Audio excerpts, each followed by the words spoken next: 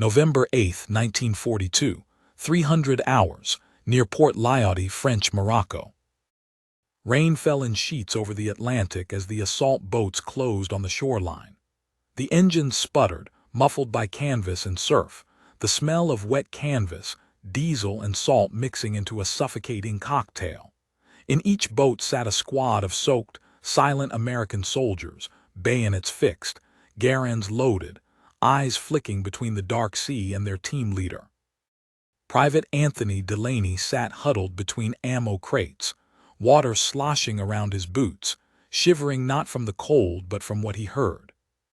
Corporal Donnelly, their radio man, wasn't whispering, he was talking, calmly, into the handset. "Red Dog, this is Sunbeam 6. We're 5 minutes out from Blue Beach. Over." Then a faint crackle. A voice answered, clear, confident, immediate. "Copy that, Sunbeam 6. You're looking good. Shore batteries haven't picked you up yet. Proceed, out." Delaney blinked. It wasn't the content of the message that struck him. It was the fact of it. They were in the middle of a storm, in a boat rocking like a leaf, 10 miles into Vichy territory, and they were talking to a guy 5 clicks inland as if they were on the phone at home. He looked at the German prisoner chained in the back of the boat, a scout captured during the beach reconnaissance. The man stared at the radio like it was a miracle. He wasn't alone in thinking that. On the bluffs above the beach, Oberfeldwebel Dietrich Meissner swept his field glasses across the surf, teeth clenched against the wind. He saw them, dark shapes breaching the horizon in silent columns, landing craft, dozens. He turned to his radio man, shouting through the wind, "Get Iran on the line, American invasion." The man spun the dial on the field set, fingers numb, cranking furiously. The set hissed, then went dead. Water damage, again. Meissner spat into the mud. "Try the fallback frequency." Still nothing. By the time they re-established contact, the first wave had already hit the shore, coordinated perfectly with supporting fire from battleships offshore and paratroopers dropped behind them. It wasn't luck. It was radio. American platoons hit the beach like clockwork. Each squad leader carried a small radio, slung next to their canteen like it belonged there. "Bravo 2 to Bravo Actual, we've hit the seawall. No resistance yet. Charlie 1 here, we're under MG fire. Requesting 60 on grid 287. Red Dog, this is Lima 3. Armors bogged, calling air support." Every unit had a voice. Every voice had reach. It wasn't just strategy, it was control. Real-time adjustments, real-time coordination. The Germans weren't hearing gunshots first. They were hearing Americans talking. Meissner's men retreated from the first ridgeline, shouting over one another, confused and disoriented. They had expected chaos, disorganization, waves of Americans trying to scream orders over explosions. Instead, they found themselves facing an army that never stopped communicating. An American captain advanced with his squad under fire, ducked behind a ridge, keyed his radio, and calmly said, "Eagle 5, this is Lion 3. We've got a machine gun nest at the tree line. I'm marking it with smoke. Over." Seconds later, a shell screamed in from a distant destroyer. The MG nest vanished in a plume of sand and fire. Meissner's men called out to reposition, but their field radio was 2 squads back, and no one could find the operator. In Tunisia, it only got worse. By spring 1943, the Afrika Korps was fighting an American army that had radios in nearly every vehicle, on every tank commander, in every infantry platoon. A single American patrol could walk into a village and call for artillery in under 2 minutes. German officers were still mapping their strikes with pencils and couriers. Panzer crews intercepted open American transmissions with disbelief. "They're not encrypting," a technician said in shock. "They're using their real positions."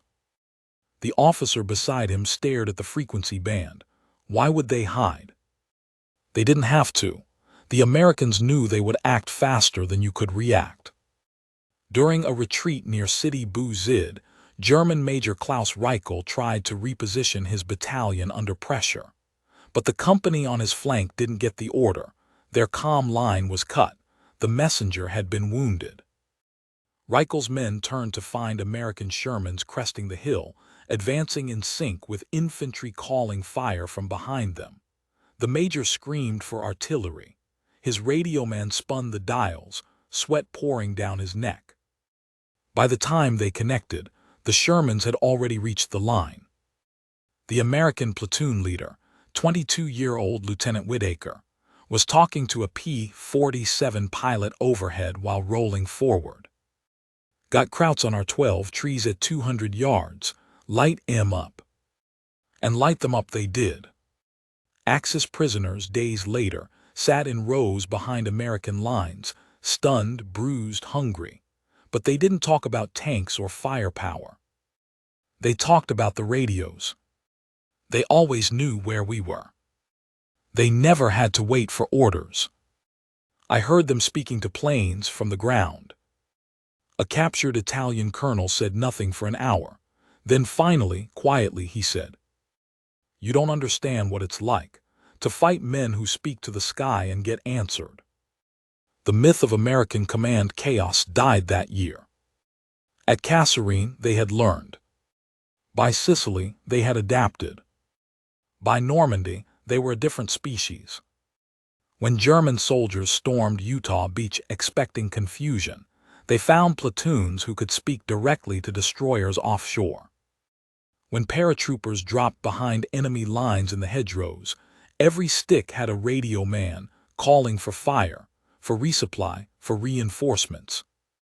At Cairnton, one German machine gunner thought he had the jump on a pinned American patrol. He took aim and caught a mortar round to the teeth 30 seconds later. The patrol had called it in before he ever opened fire. By 1944, the Axis knew. They weren't just fighting soldiers. They were fighting a battlefield network. The Americans had connected the sky to the sea to the land. And they could do it from a muddy foxhole in Belgium with a backpack-sized SCR-300. The enemy carried courage. The Americans carried radios. And that changed everything. The fog hung low over the hills of southern Sicily as Hauptmann Albrecht Weiss adjusted his field glasses. Somewhere ahead of him, American infantry was moving, but no one knew how many. His machine gunners were ready, his flanking patrols had reported in, and artillery stood by. They had a strong position, dug in, elevated, well concealed. Then the whisper came through the leaves. "Alpha 3, this is Baker 1. We're taking fire from the Olive Grove North Slope, 30 meters beyond the wall." Weiss froze. He'd heard that voice. Not directly, but through the mouths of prisoners, in intercepted fragments, whispered by survivors like campfire legends. Americans talking, calm, precise, not shouting, not panicked. They were on the move, already flanking. Marking target with orange smoke. "Stand by for 81. He turned and yelled down the ridge, "They're calling artillery." But it was already too late.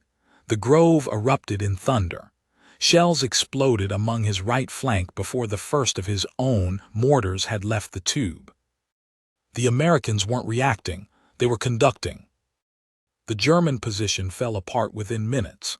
As Weiss and his men tried to reposition, fresh American squads rolled in from the east, moving with terrifying cohesion. They didn't hesitate. They didn't stop to scream orders or wave flags. The squad leader knelt behind a rock, radio in one hand, Garand in the other. "Yellow 2, adjust 2 clicks west. Fire again, over." Another explosion rocked the hillside. Weiss tried to call for backup, but the battalion's field set was still jammed from a shorted battery. They wouldn't be able to reach division command for another 20 minutes. The Americans needed 20 seconds. In the aftermath, a young German private sat with his face in his hands. Blood ran from a cut above his ear. His MG-34 lay empty beside him. We couldn't even move, he muttered. Every time someone lifted his head, they already knew where to aim. A wounded corporal beside him added bitterly, "They didn't fight like men. They fought like they were watching from above." No one responded, because that was the feeling none of them could shake. By the time the Allies crossed into mainland Italy, the story had spread. German soldiers whispered it along the Gustav line.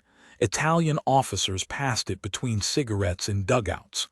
The American infantryman was no longer seen as undisciplined or green. He was seen as everywhere. One platoon was said to have coordinated a town assault with a destroyer offshore. Another was rumored to have guided a P-47 to strafe a panzer column, with a radio strapped to his back. The rumors weren't exaggerated. The SCR-300 backpack radio had become the new center of American platoon life. It connected the lowest private with artillery. It gave junior officers the power to call down hell with a calm voice and a grid coordinate. It wasn't flashy, it wasn't loud, but it rewrote the tempo of battle. In the fall of 1943, during the fight for Monte Cassino, Feldwebel Ernst Keller's unit held a monastery outpost overlooking the valley. They had sightlines, cover, ammunition. What they didn't have was communication. They'd lost contact with their neighboring unit to the west. The phone lines were cut, and the wireless set was a static mess. Reinforcements were scheduled, but they didn't know when. Then came the Americans, not in massed waves, but in disciplined pairs and fire teams. Keller's men fired from stone windows. The Americans vanished behind rocks, then returned fire not blindly, but with terrifying precision. Every window that fired became a crater. Keller crawled to a side hall, his hands covered in dust. He looked through a shell hole. On the hillside he saw two men. One was spotting with binoculars, the other had the radio. 5 minutes later, the side of the monastery was gone. The monastery fell. The valley was lost. The next morning, Keller's battalion commander paced through the ruins, shaking his head. "They knew our positions before we even fired," he muttered. "They moved like they had a general in every squad." A corporal leaned against a shattered wall, his voice low. "No, sir, they just have radios." In the hedgerows of Normandy, the radios came alive. The fog of war that had once plagued every army was starting to lift, at least for the Americans. Lieutenant Marcus Hale had only been in France 3 days, but already he was commanding fire missions with confidence that stunned even his seasoned sergeant. "Eagle 5, this is Dog 7. Can you hit the orchard south of the farmhouse? They've got MGs pinned in there." The voice on the other end didn't ask for a map, didn't delay. "Copy, Dog 7. Rounds inbound in 30. 30 seconds later, the orchard was nothing but splinters. German commanders found themselves facing a nightmare. By the time they realized where the Americans were, the Americans had already coordinated the attack. At Mortain, an SS officer ordered a panzer thrust through a village. The Americans spotted the movement and radioed a recon aircraft. The pilot saw the glint of armor, marked it, and within minutes, P-47s dropped ordnance across the entire formation. The officer survived, barely. He told his interrogators bitterly. "They don't need maps, they don't need messengers, they just talk, and someone always hears them." By 1945, the truth was unavoidable. The American army could talk across hills, rivers, even nations. What one unit saw, another could act on within seconds. The Germans had tactical radios too, but not like this. Not down to the squad level, not in every vehicle. When a German forward observer spotted a column of Shermans, it took 6 minutes to relay a fire request. The Americans took 60 seconds. And then it wasn't just one shell. It was air support, artillery, infantry, tanks converging. like someone whispered into the ear of the entire army at once. In the final months of the war, with the Ardennes still scarred and Germany collapsing, a battalion of Wehrmacht conscripts waited near a forest road outside Kassel. They'd heard tanks were coming. They were low on ammunition. They had no working radio. And in the stillness, one private muttered to the man next to him, "They're already talking to someone about us. Right now, I guarantee it." The other soldier didn't answer, because in his gut he knew it was true. Outside the ruined town of Remagen, March 1945, a cold wind whipped across the Rhine. German troops huddled beneath collapsed brick walls and mangled rail ties, staring up at the Ludendorff Bridge, the last major crossing still standing. Oberleutnant Franz Voss rubbed the frost from his glasses and scanned the riverbank. Smoke clung to the water like mist. Footsteps echoed. American boots. Then came the sound, not the clatter of tank treads, not the sharp crack of rifles, but voices, calm, measured, carried over the airwaves. Echo 1, we've secured the bridge. Heavy resistance north side. Request immediate armor reinforcement. Over. Another voice responded within seconds. Copy Echo 1. Armor will roll in 15. Infantry to reinforce flanks. Hold position. Voss blinked. It sounded like two men on opposite sides of the world, but they were right here, coordinated, controlled. He turned to his platoon. They're reinforcing the bridge. We'll need artillery to break it. The radio man hesitated. Our set's damaged, sir. We can try the fallback post, but they're over 2 kilometers away. Then run, Voss snapped. Because if they hold that bridge, this war will be over by the time you get back. As the German runner sprinted into the trees, American jeeps rolled onto the bridge. Infantry squads advanced in perfect formation, spacing tight, movements fluid. One of the sergeants, crouched behind a metal beam, adjusted the frequency on his SCR 300 and radioed. Red Leader, this is Blue 3. We have sniper fire from the church tower. Can we get eyes up? Minutes later, a spotter plane droned overhead. The tower vanished in a single artillery burst. The battle lasted 90 minutes. The Americans never broke stride. The Germans never re-established communication. In the Ardennes, it had been the same. During the Battle of the Bulge, Axis Command believed American lines would fracture under the surprise assault. They were wrong. On December 18th, a German armored thrust encountered a frozen ridge manned by only a few dozen U.S. infantry. The Germans expected the Americans to fold, but they held, not because they had superior numbers, but because they had radios. As soon as the first shell landed, the squad leader knelt, thumbed his mic and said, "This is Badger 2, armor sighted East Road 300 meters. Request anti-tank support, Grid 6B." In minutes, an M10 tank destroyer, positioned 3 hills away, adjusted its gun. Target confirmed, rounds out. The American position became a steel trap. On the German side, it took hours for battalion commanders to learn their spearhead had stalled. The men on the front line had no functioning radios.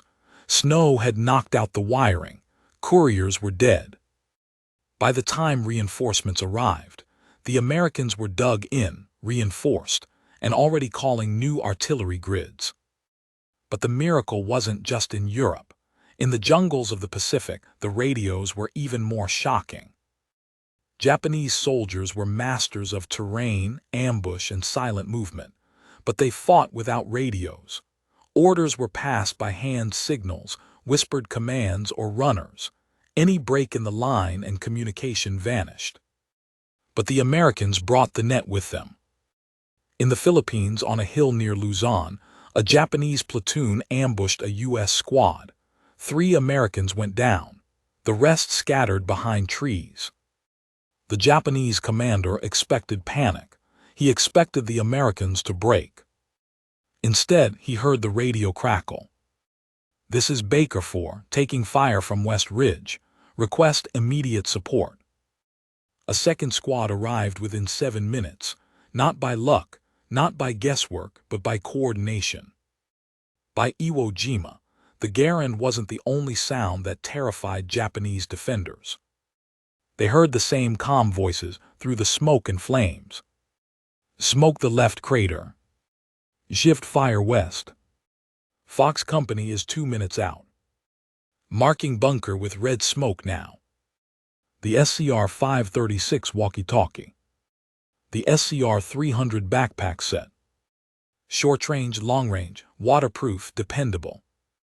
Marines could speak while under fire, while moving, while dying, and someone would hear them. A Japanese officer captured after the battle said quietly, "You kill one man, but then someone else hears his voice and finishes his fight." In Burma, British Chindits operating with American gear began to use the same radios. Japanese patrols began reporting strange behavior, Allied troops melting into jungle, appearing in the right place at the right time, as if they could read minds. They weren't reading minds. They were reading coordinates. By April 1945, as the Allies closed in on Germany, Wehrmacht officers issued memos trying to replicate the American model. Push more radios forward. Assign liaison teams. Speed up coordination. But it was too late. American rifle squads were now coordinating with armor, air support, and artillery on a level Axis armies simply could not match. The enemy's rifleman carried 5 rounds and a bayonet. The American carried 8 rounds and a frequency. In Bavaria, a German colonel watched from a balcony as American troops cleared a village below. His aide muttered, "They're moving like one body." The colonel nodded, "Because they don't fight alone, every squad has a voice and a listener." He didn't even give the order to resist.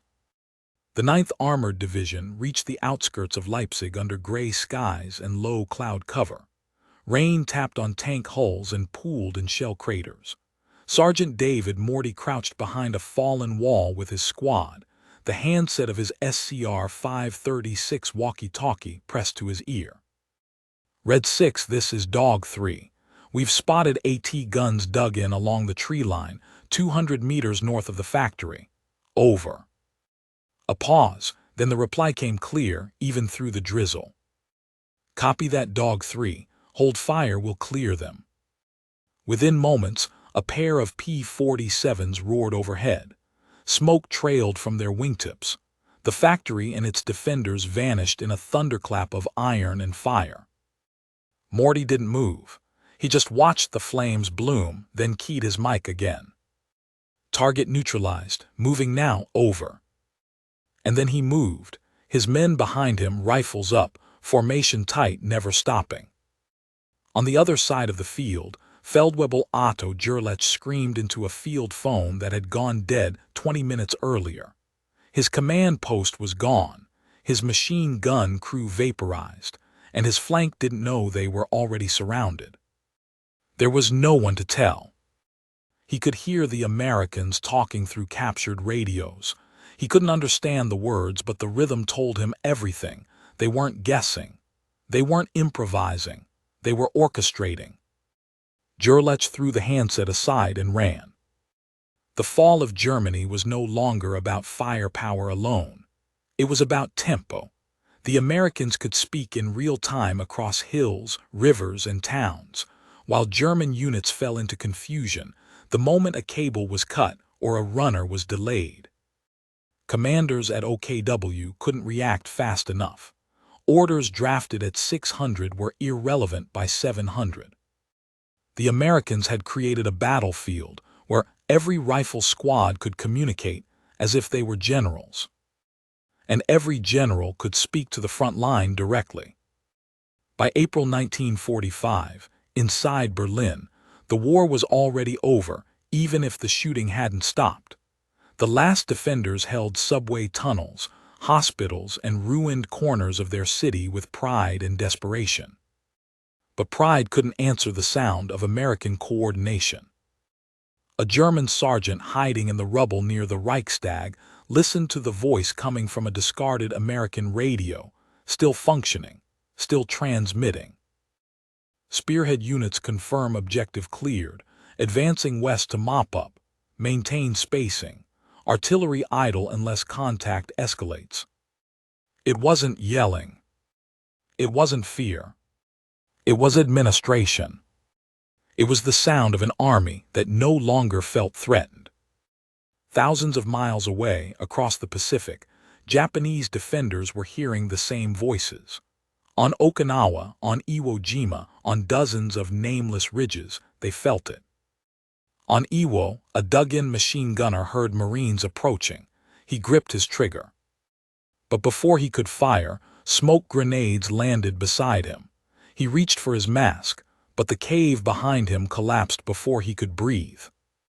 The Marine with the walkie-talkie had marked his position in under 5 seconds.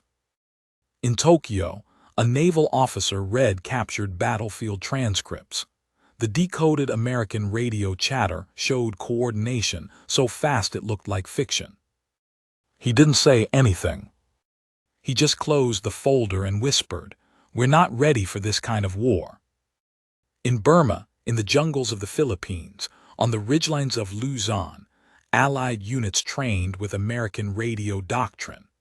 Commonwealth forces marveled at the ability to coordinate multiple squads without flares or runners. A British captain said, after fighting alongside the Americans, "They never ask where their men are. They already know. It's like they fight on paper first and only afterward with bullets." The SCR-300. The SCR-536. The Jeep-mounted AN-VRC-3. The headset clamped to the tank commander's skull. The backpack that gave a corporal the power to summon artillery. The Americans had built a military where talking was the first weapon fired. And the enemy could not catch up. August 1945. Dawn over Kyushu. The mist rolled off the hills in slow waves, curling through the rice paddies like breath from a sleeping beast. In the shadow of the mountains, the 154th Infantry Regiment of the Imperial Japanese Army was digging fresh trenches with hands cracked from dehydration and weeks without resupply.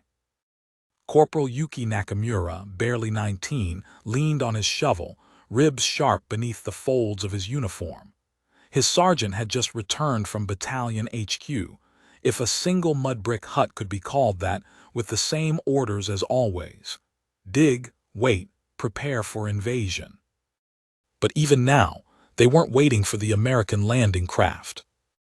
They were listening for the voices. The American radios had become legend. Men in foxholes whispered about them at night, that the enemy had no chain of command, that they never sent runners, that a corporal in a ditch could talk to a warship or a plane. Nakamura had never seen one, but he had heard the stories, heard that men had died not because they were outgunned, but because the Americans talked faster than they could move. A single whisper across a frequency could erase a company. And those whispers were coming closer. On Okinawa it had happened again and again. Japanese strongpoints, dug deep, camouflaged, hidden behind rock and bamboo, had survived mortar shells, flamethrowers, and starvation, but not the radios. The moment they were spotted, a red smoke grenade marked their location. A Marine keyed his set. Baker 3 to Thunder Base. Confirm enemy bunker at grid 9-4. Fire mission. Over. Minutes later, the coordinates were a crater. It wasn't the bomb that broke morale. It was the silence that came before the explosion. That terrible, patient calm of the radio man speaking into his handset while everything else screamed. Like war had changed languages, and Japan hadn't learned the new one. In Tokyo, the general staff was reviewing intercepted transcripts from Iwo Jima and Peleliu. Hundreds of logs. Every entry the same. Tight, calm, instant coordination. American patrols adjusting fire in real time. Infantry speaking to armor like they were in the same room. An admiral pushed the report away and muttered, "There are no gaps in their army anymore. The machine speaks to itself. They had tried Japanese field telephones, flag signals, drums, runners who carried orders in their boots. None could match a man with a backpack radio and a direct line to artillery. Lieutenant General Mitsuru Ushijima, who commanded the 32nd Army on Okinawa, once said to his officers, "They never guess. They never wait. Every American unit acts as if they've already seen our plan." They hadn't, they just had radios. And by the end of the battle, his army had been destroyed to the last man. Back on Kyushu, American warships sat just beyond the horizon. They were ready. The invasion, Operation Downfall, would begin any day. Every rifle squad had a radio. Every platoon had a radio. Every tank column, artillery battery, airstrike coordinated before the first shot was fired. The Japanese defenders stared at the waves and waited for the sky to break open. But it never did. Because something else broke first. August 6th, Hiroshima. August 9th, Nagasaki. The war ended not with invasion, but with ash and silence. And yet, when the surrender finally came, many in the Japanese military didn't talk about the bomb.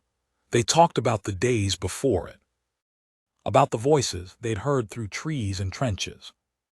The quiet clicks of enemy radios. The distant confirmations. The requests for fire. The calm orders. It wasn't panic, it wasn't fury, it was precision. They hadn't just been outgunned. They had been outcommunicated. In the weeks after surrender, Allied occupation forces landed in Japan. American troops poured onto docks and airfields, rifles slung, helmets loose, radios still strapped to their backs. Japanese soldiers watched them come, defeated, silent, but studying. They saw that every second truck carried communication gear, that junior officers carried handsets instead of swords, that a single whisper into a radio could bring jeeps, medics, engineers, even aircraft within the hour. A Japanese colonel, once feared in Burma, stood beside an American infantryman at the edge of a Tokyo motor pool. He nodded at the backpack radio and said, "That was your greatest weapon, more than your bomb, more than your tanks." The American didn't respond. He just adjusted the dial and said into the mic, "Convoys ready, rolling out, over." In the years that followed, armies changed. Radios became doctrine. Delay became death. But it had started in 1942, with a soaked infantryman in Morocco whispering through the rain to a man he couldn't see, and being heard. And from that moment on, every enemy learned the same lesson. You cannot hide. You cannot delay. You cannot outfight what speaks faster than you can think. Because sometimes, the first bullet in a war isn't fired. It's spoken.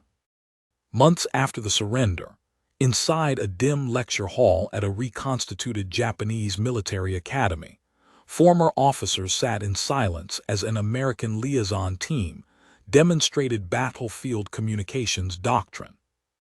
A sergeant stepped forward. He was young, but his uniform was clean, his voice sharp. He held up an SCR 536. "This little thing, this let our squads move faster than most battalions. It told artillery where to shoot. It brought tanks. It saved lives." He keyed the handset. "Check 1, radio check, over." Across the room, another set crackled to life. The interpreter barely translated before a murmur spread among the officers. Not because it was magic. Because they had spent 4 years losing to it. One colonel, old, proud, and bitter, stood slowly and asked in perfect English, "Did you always have so many radios?" The sergeant smiled. "No, sir, but by the time we learned how to use them, the war was already ours." There were no more questions. Because the answer had echoed across every front, in every ruined village, in every trench and jungle clearing. The Americans hadn't just changed the way battles were fought. They changed the speed of war itself. And the Axis had never caught up.